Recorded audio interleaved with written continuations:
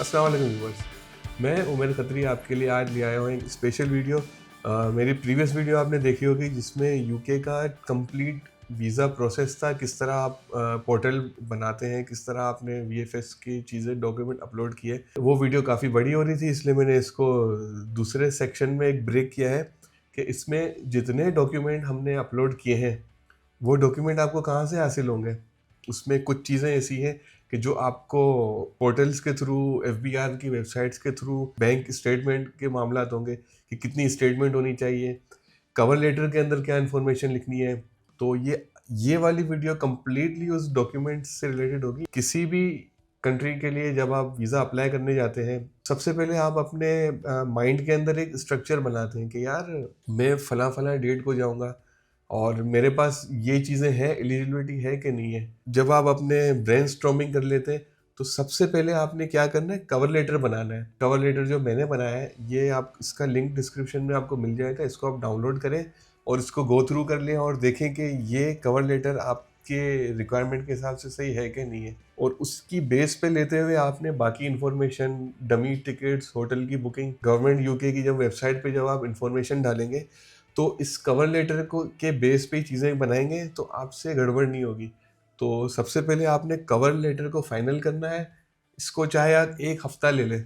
सबसे पहले आपने टाइटल शाइटल डालना है, अपना नाम बताना है, पासपोर्ट का जो नंबर है अपना वो डालना है, मैं रेजिडेंशन कहाँ का हूँ, ये कवर लेटर किस कंट्री के लिए, किस सिटी के लिए मैंने लिखा है और मेरा मकसद क्या है इस ट्रिप का, पहले पैराग्राफ में। फिर इसके बाद आपने अपनी इन्फॉर्मेशन देनी है। मेरी इतनी इतनी एजुकेशन है, फला फला कंपनी में मैं जॉब करता हूँ, इतने साल मेरा एक्सपीरियंस है। इसके अलावा मैं एडिशनल अगर आपकी इनकम है तो वो भी आपने मेंशन कर देनी है कि फला फला मैं काम करता हूँ भाई, उसकी एक्स्ट्रा मेरे पास इनकम आ रही है। इसके अलावा मैं यूट्यूब चैनल चला रहा हूँ, ये मेरे केस में ये मेरे कवर लेटर के हिसाब से आपका जो सिलसिला हो वो आप अपना मेंशन करना है। सच लिखना है, झूठ कुछ भी नहीं लिखना, क्योंकि झूठ लिखने में नुकसान हमारा ही है। और मैंने अपने यूट्यूब चैनल का कवर लेटर के अंदर ही लिंक डाल दिया ताकि वीज़ा ऑफिसर देखे तो वो बोले हाँ यार ये बंदा जो है काम तो करता है ये। ठीक है। इसके बाद आपने पर्पस दिखाना है ट्रैवल का क्या है।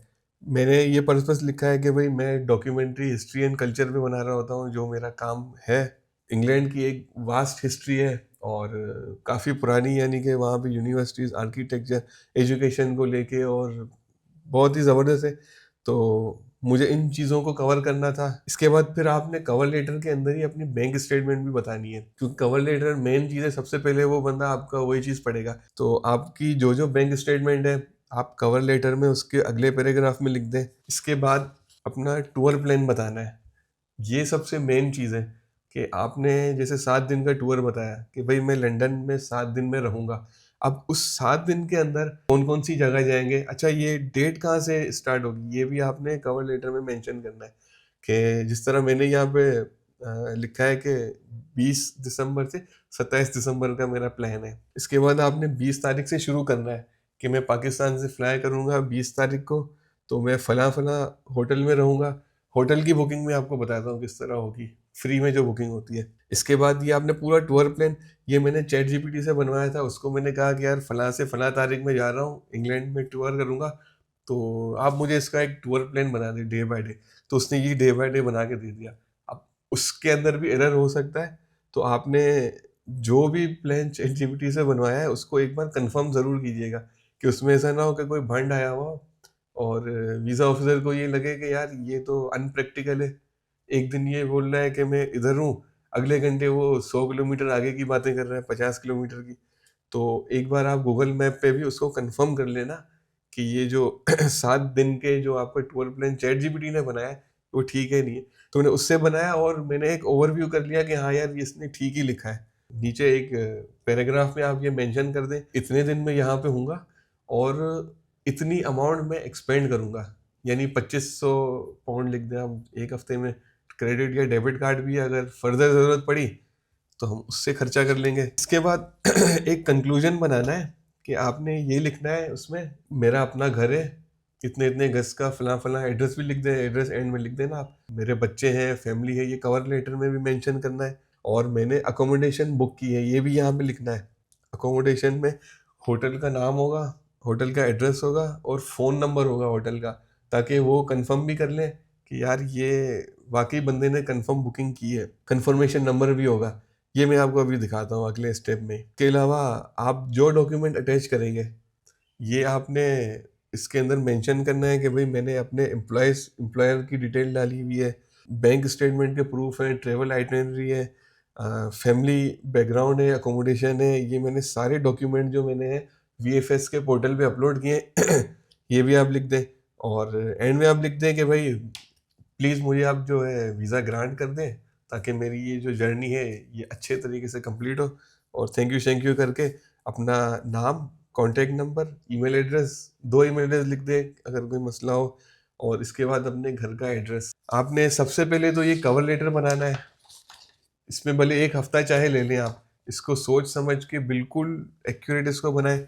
इसके बाद आप आ जाएं डॉक्यूमेंट्स की तरफ। अब हम आ जाते हैं स्क्रीन पे ना। और सबसे पहले जब हम डॉक्यूमेंट वीएफएस पे अपलोड करते हैं, तो ये हायरार्की होती है, ये चीज़ें इनको चाहिए होती हैं फोल्डर में। तो बेहतर है आप इसको इस तरह से फोल्डर बना लें। और इस फोल्डर को आप देखें, अकोमोडेशन सबसे पहले आता है कि आप रुकेंगे कहाँ पे, या आपका किसी भाई बहन का किसी का घर है या कोई रिश्तेदार है वहाँ पे रुकेंगे। तो मेरा कोई जानने वाला नहीं है, मैंने होटल बुकिंग की। तो होटल बुकिंग देखें इस तरह से होती है। 20 तारीख से 27, सॉरी मैं 27 कह रहा था आपको, 20 से 28 का मेरा प्लान था। ये होटल का एड्रेस आप यूज़ करेंगे, होटल का नंबर यूज़ करेंगे, और होटल का ईमेल एड्रेस यहाँ कहीं लिखा होगा। वो इन्फॉर्मेशन आपने कवर लेटर में यूज़ करनी है। अब ये होटल की बुकिंग किस तरह हुई, ये मैं आपको दिखाता हूँ। ये booking.com पे, ठीक है। अब ये booking.com की ये वेबसाइट है, इसका मैं लिंक दे दूंगा, और बहुत कॉमन है। इस पे आपने लिख दिया यहाँ पे मुझे जाना है लंदन।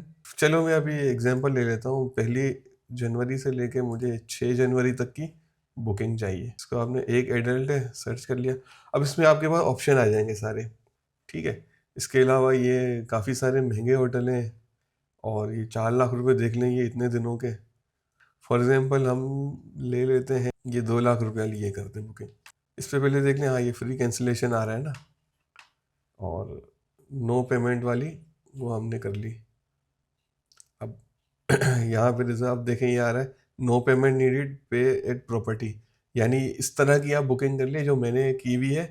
तो पे इन प्रॉपर्टी मतलब जब जिस दिन आप वहाँ पहुँचेंगे उस दिन आपने पैसे देने हैं।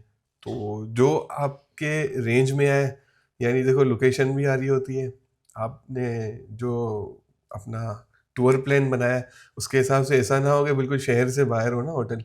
तो करीब करीब ऐसी जगह रखना है। उस पर फ्री कैंसिलेशन वगैरह वही आप बोलें कि हाँ यार ये जो है ना मुझे ठीक लग रहा है, इसको कर लेते हैं हम रिजर्व। कौन सा वाला करना है, ये सेलेक्ट रूम, ये करना है भाई, आई रिजर्व। अब इस पे जो है आपने अपना मैंने जो किया, इस पे क्रेडिट कार्ड की और सारी चीज़ें आपको डालनी पड़ेंगी। अब आपने अपनी इन्फॉर्मेशन डाल दी कि भाई कहाँ है शहर, क्या क्या नहीं, और ये होटल आ गई ये वाली। पहले फिल करेंगे तो क्रेडिट कार्ड की इन्फॉर्मेशन आ जाएगी आपकी, डेबिट कार्ड की। डेबिट कार्ड की आप इन्फॉर्मेशन डालेंगे तो भले उसके अंदर पैसे ना हो, ज़रूरी नहीं कि उसके अंदर इतने पैसे हों। आप कोई भी खाली अपना कार्ड यूज़ कर लें और ये बुकिंग हो जाएगी इसकी यहाँ से, ठीक है। अब जिस तरह मैंने ये वाली बुकिंग की आपको मैंने दिखाया, इसी तरह ही मैंने बुकिंग की हुई है। 1,29,000 रुपये का ये मामला थे सारे, और पे इन प्रॉपर्टी वाला किस सिलसिला है ये भी। फिर जब बना लिया तो आपके पास ये पीडीएफ इसकी आ जाएगी, आप प्रिंट सेक्शन में जाके वहाँ डाउनलोड कर लें। फिर आप एजुकेशन में आ जाएं, जो आपके पास डिग्री है, ट्रांसक्रिप्ट है, ये आपने स्कैन करवा लेनी है, इसको इस फोल्डर में रख लेना है। प्रूफ, अब जैसे कि जॉब लेटर है, ये आपको कंपनी की तरफ से मिलेगा। ये जो टैक्स है ये भी कंपनी की तरफ से आपको ऑफिस का मिलेगा, जो आपने 1 साल आपकी सैलरी पे टैक्स कटा है, ये वो वाला टैक्स है। अपॉइंटमेंट लेटर, ये भी कंपनी वाला ही होता है, जो जब आपने ज्वाइनिंग की होगी, सैलरी स्लिप हो गई, ये सारे आपके हो गए ऑफिस के मामला, जो जहाँ पे आप जॉब कर रहे हैं। इसके बाद फाइनेंशियल डॉक्यूमेंट में आप आ गए, तो आपने यहाँ पे अपनी बैंक स्टेटमेंट और बैंक मेंटेनेंस सर्टिफिकेट, ये आपने, या तो आपकी अगर बैंक की एप्लीकेशन पे अगर अवेलेबल है, जैसे अल्फला का है, उसकी एप्लीकेशन के थ्रू ये दोनों चीज़ें निकल आती हैं। अदरवाइज अगर आपकी मीज़ान बैंक की तरह की कोई और बैंक है, तो वो आपने फिजिकली वहाँ जाके ये चीज़ निकलवानी है, और उनको आपने ये बताना है कि भाई मुझे प्रिंट के साथ पीडीएफ भी ईमेल कर दें आप। इसलिए कि हमें यहाँ पे जो है डॉक्यूमेंट अपलोड करने हैं, फिजिकली डॉक्यूमेंट नहीं देने। अच्छा, इस वीज़ा प्रोसेस के अंदर बैंक स्टेटमेंट का एक अहम रोल है। तो आपने बैंक स्टेटमेंट किस तरह मैनेज करनी है, ये मैं आपको थोड़ा सा ओवरव्यू इसका बताता हूँ कि जब हम यूके अप्लाई करते हैं तो हमारे अकाउंट में तकरीबन 20 से 25 लाख के करीब आपके अकाउंट में पैसे होने चाहिए। इसके बगैर, इससे कम होंगे तो वो रिजेक्शन के ही मामला में आ जाता है। तो इसको आपने आप ऐसे भी नहीं करना कि अगर आप 6 महीने की स्टेटमेंट यूज़ कर रहे हैं, इसलिए उसकी रिक्वायरमेंट 3 महीने की है।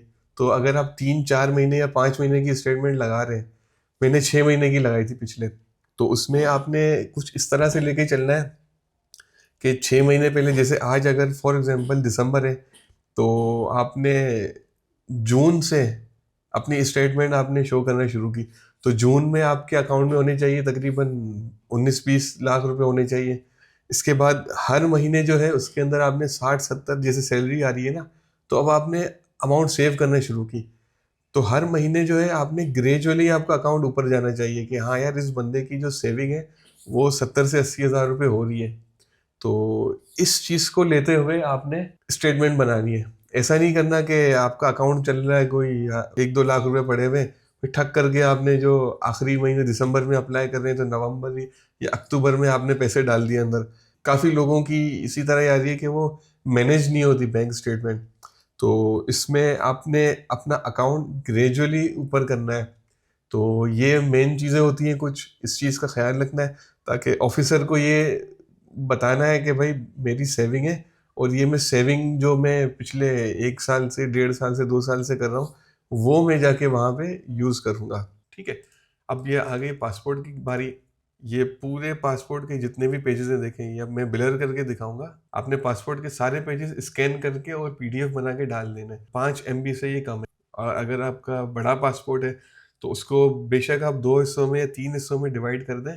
और नेमिंग कन्वेंशन बहुत ज़रूरी है। पासपोर्ट पार्ट 1 कर देना, पासपोर्ट स्कैन पार्ट 2 कर देना, इस तरह से फिर 5 MB से ऊपर ना हो चाहिए। क्लियर हो के वो ब्लर चीज़ ना हो कि अगले को रीडेबिलिटी में मसला हो। ठीक है। अब हम लाइव इवेंट में आ गए। वहाँ पे आपने ये देखें, मैरिज सर्टिफिकेट डाल दिया, एफआरसी चिल्ड्रंस वाला डाल दिया, एफआरसी सिबलिंग्स वाला होता है। इसके अलावा फॉर्म बी और डेटाबेस फॉर्म जो नादरा की तरफ से मिलता है, इन सब को स्कैन करके आपने ये डॉक्यूमेंट देने। अब अदर डॉक्यूमेंट्स में आ गए। Active tax payer. अब ये हमें एक्टिव टैक्स पेयर कहाँ से मिलेगा? ये हमें मिलेगा एफबीआर की वेबसाइट पे, और ये मैं लिंक डाल दूंगा डिस्क्रिप्शन में। ठीक है। ये वेरिफिकेशन का होता है। इस पे आपने यहाँ पे CNIC ले लिया अपना, ठीक है, तारीख डाल दी आज की। अब ये हमने कैप्चा फाइल के वेरीफाई, ये आ गया। अब ये एक्टिव टैक्स पेयर हूँ मैं, यहाँ पे आ गया लिखा हुआ, ये आपने ज़रूर लगाना है साथ में। ठीक है। ये मैंने अपलोड कर दिया था, मुझे इसकी ज़रूरत नहीं है।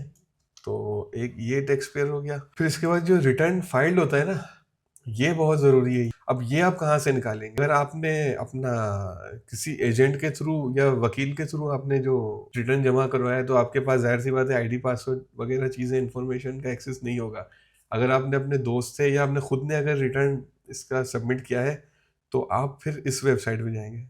वकील के थ्रू आप वकील को कहेंगे वो भाई आपको प्रोवाइड करे, वरना फिर आप जो है, अगर आपके पास इसका एक्सेस है तो आप ये एफबीआर की वेबसाइट पे जाएंगे, वहाँ पे आईडी पासवर्ड से आप लॉगिन करेंगे। ठीक है। जब ये लॉगिन हो गया तो इस तरह का इंटरफेस आपके पास आ जाएगा। ये एफबीआर वालों का है। और यहाँ कंप्लीट टास्क में जाना है आपने। ये सारे इसमें आ रहे होंगे कि कौन सा आपने, ये डिक्लेरेशन, सॉरी, डिक्लेरेशन में ये सारी चीज़ें आ रही हैं। देखो मैंने 2015 से मैं टैक्स पेयर हूँ, 24-25 आखिरी। यहाँ हम आई पे क्लिक करेंगे तो इस तरह से आ जाएगा। और ये प्रिंट, ठीक है। अब ये आपके पास ये टेक्स्ट का आ गया। अब इसमें this is not valid evidence for filer, ये इस तरह से, ये मुझे थोड़ी सी इसने टेंशन दी थी। अब इसलिए फिर मैंने जो है ये वाला जो आपको बताया कि एक्टिव टैक्स पेयर दिखाया कि वो भी डालना फिर ज़रूरी हो जाता है। इसके लिए आप जो है, अगर आपका कोई जान पहचान वाला, हर इलाके में ट्रेवल एजेंट होता है, उसको आप जाएं, उसको बोलेंगे यार मुझे फलां से फलां तारीख की डमी बुकिंग करनी है। ये होती कंफर्म बुकिंग है मगर ये डमी होती है। रेफरेंस को अगर आप एमिरेट्स को मैंने डाल के मैंने डबल चेक भी किया था, और ये 10-12 दिन के लिए या कोई 6 दिन के लिए इन्फॉर्मेशन अवेलेबल होती है। तो ये आपकी अदर में आ गई। आईडी कार्ड हो गया, एनआईसी जो आपका होता है, ये आपका पासपोर्ट फोटोग्राफ हो गई वाइट बैकग्राउंड के साथ जो होता है, और करंट आपकी ये फोटो होनी चाहिए, 6 महीने से ज़्यादा पुरानी नहीं होनी चाहिए। ये प्रॉपर्टी डॉक्यूमेंट, अगर आपकी कोई ज़मीन है, जिस घर पे आप रह रहे हैं, आपकी शॉप है या कुछ भी आपका डॉक्यूमेंट है, तो उसके जो मेन पेजेस होते हैं ना, जहाँ पे आपका ट्रांसफ़र लेटर जो होता है, जो आपके नाम पे जो चीज़ है, उसके मेन 2-4 पेपर जो भी हैं, उसकी पीडीएफ बना के डाल दें 5 एमबी से कम। अब ये प्रूफ ऑफ एप्लीकेशन, इसमें आपने प्रूफ ऑफ एप्लीकेशन में डालना है कवर लेटर अपना, जो मैंने आपको वहाँ पे दिखाया, जो आप कवर लेटर बनाएंगे इसकी पीडीएफ बना के डाल दें। दूसरा चेकलिस्ट, ये फील्ड वाला चेकलिस्ट मैंने रखा है यहाँ पे, ठीक है। इस पे सारी इन्फॉर्मेशन थी, फला फला आपने इस तारीख को आपने अप्लाई किया है, आपने पेमेंट की है, आपकी ये फिल्ड हुई हुई इन्फॉर्मेशन मिलेगी। मैंने जो इसमें फिल किया है वो इस पे यानी इंश्योर किया है कि हाँ भाई ये कलर जो ट्रेवल डॉक्यूमेंट्स वगैरह है उसकी ये कलर वाली चीज़ जो है स्कैन हुई हुई है। इसके अलावा ये इन्फॉर्मेशन है, इस पे मैंने टिक लगाया कि भाई ये एविडेंस है, मैंने प्रोवाइड कर दिए, ठीक हो गया। अब ये डॉक्यूमेंट मैंने जो है ना यहाँ पे अपलोड किए हैं। तो मुझे ये लगा कि ये जो चेकलिस्ट है ये वीएफएस वाले फिजिकल लेंगे, क्योंकि मैं ये प्रिंट करके ले गया था अपने साथ। उनको इस चीज़ की ज़रूरत नहीं थी, वो सिर्फ उन्होंने थंब इम्प्रेशन लिया और पासपोर्ट ले लिया बस। मैंने जो जो डॉक्यूमेंट अपलोड किए हैं वो मैंने सारे यहाँ पे मेंशन कर दिए कि भाई ये चीज़ें मैंने जो है, आप वीडियो पोस्ट करके बोले देख लें ये जो सारी इन्फॉर्मेशन है इस पर मैंने कर दिया, हाँ भाई ये सारे डॉक्यूमेंट जेन्युइन है ये वो। और मुझसे जो गलती की मैं बात कर रहा था वो ये था कि मैंने यहाँ पे जो फिजिकल था ना, वो मैंने यहाँ पे हाथ से डे और डेट और ये जो नाम वगैरह एप्लीकेंट का है और सिग्नेचर है ये मैंने करके मैं ले गया था। मुझे लगा ये वीएफएस वाले ये टैली करेंगे और वो लोग ये करेंगे, और मगर ऐसा नहीं था। इसको मैंने विदाउट साइन वगैरह ही मैंने अपलोड कर दिया वीएफएस की ही वेबसाइट पे। तो ये एक गलती थी जिसमें एप्लीकेंट का नाम वगैरह नहीं था। खैर उन्होंने इस चीज़ को सीरियस नहीं लिया और वीज़ा तो दे दिया मुझे। तो आपने अगर जब ये चीज़ करनी है तो इस पे कम से कम अपना, जिस तरह मैंने ये नाम वगैरह लिखा है ना, तो इस पे डेट वगैरह, जिस दिन आप, ये अपॉइंटमेंट लेटर जो मुझे मिला था ये बहुत ज़रूरी है। ये अपॉइंटमेंट लेटर आपने प्रिंट करके अपने साथ वीएफएस के ऑफिस ले जाना है, इसलिए इसके बगैर वो आपको अंदर भी नहीं आने देंगे। इसको आपने अपने साथ हर सूरत ले जाना है। पीडीएफ को जो है ना आपने अपने मोबाइल में कहीं सेव कर लेना है, कहीं भी अपलोड कर लेना है, संभाल के रखना है। इसके बाद ये एप्लीकेशन कंप्लीट, ये भी मैंने वहीं पे अपलोड कर दिया था वीएफएस के अदर्स डॉक्यूमेंट में। अब इसकी ज़रूरत ही नहीं थी, मगर मैंने कहा चलो यार एक्स्ट्रा डॉक्यूमेंट होगा तो मसला नहीं है, अगर डॉक्यूमेंट कम होगा तो वो मसला हो सकता है। तो ये जो पेमेंट स्लिप थी वो मैंने वहाँ पे डाल दी। तो व्यूवर्स ये सारी इन्फॉर्मेशन थी, ये डॉक्यूमेंट्स से इसका कंक्लूजन करें तो मैंने आपको बताया कि किस तरह मैंने होटल की बुकिंग की, किस तरह मैंने टैक्स के जो मामला थे वो मैंने किस तरह चीज़ें निकाली, बैंक स्टेटमेंट वगैरह ये आपने बैंक से लेनी है या अपनी ऐप से लेना है, या आप अपने रेलिवेंट बैंक के थ्रू आप देख सकते हैं। पासपोर्ट के जो मामला थे और सारी डिटेल मैंने आपको एक एक चीज़ वेबसाइट खोल के मैंने आपको दिखाई है। तो किसी भी किस्म की आपको इन्फॉर्मेशन चाहिए, किसी भी किस्म की आपको अगर डिटेल चाहिए तो आप कमेंट सेक्शन में बता दें, और भाई आपका हाजिर है। और मैं अपनी नॉलेज के मुताबिक जितनी मेरे पास नॉलेज है, जितनी इन्फॉर्मेशन है और जितना मैंने इस प्रोसेस से सीखा है, मैं ज़रूर आपसे शेयर करूँगा। तब तक के लिए दिए मुझे इजाज़त, मिलते हैं किसी अगली वीडियो में। अल्लाह हाफ़िज़।